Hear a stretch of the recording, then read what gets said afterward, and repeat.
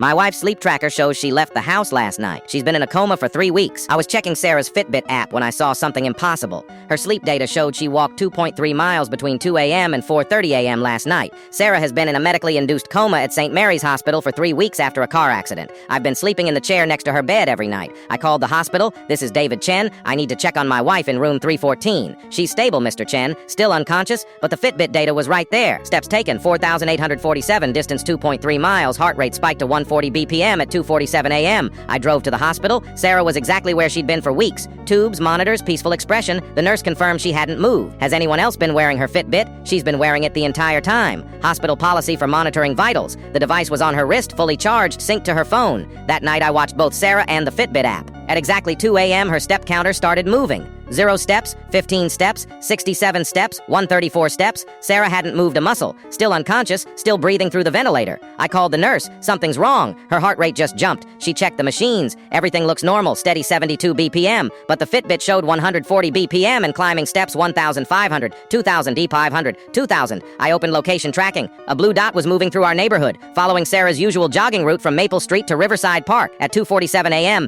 the blue dot stopped at the intersection where Sarah's car was hit. Corner of 5th and Main. Heart rate spiked to 180 BPM for 30 seconds, then dropped. The steps continued. 3,000, 4,000, 4,000. The blue dot returned to our house at 4:30 a.m. All activity stopped. I called home security. Motion cameras showed our front door opening at 2 a.m. A figure in Sarah's running clothes jogged down our driveway. At 4:30 a.m., the same figure returned inside. I drove home immediately. The front door was locked, but Sarah's running shoes were by the door, caked with fresh mud from Riverside Park. I'd packed those shoes away 3 weeks ago. Her workout clothes were in the hamper, damp with sweat, water bottle empty on the counter. Back at the hospital, Sarah was unchanged, unconscious, unmoving, but her Fitbit showed she'd burned 340 calories during her run. Dr. Martinez pulled me aside. Your wife's brain activity has been unusual at night. We're seeing motor cortex activation, like her brain is telling her body to run. That's when I understood. Sarah's consciousness was detached from her physical body, following her daily routine while her body lay here. This morning, the Fitbit showed something different. Instead of returning home at 4:30 a.m., the blue dot stopped at Riverside Cemetery. Heart rate flatlined at 4:47 a.m.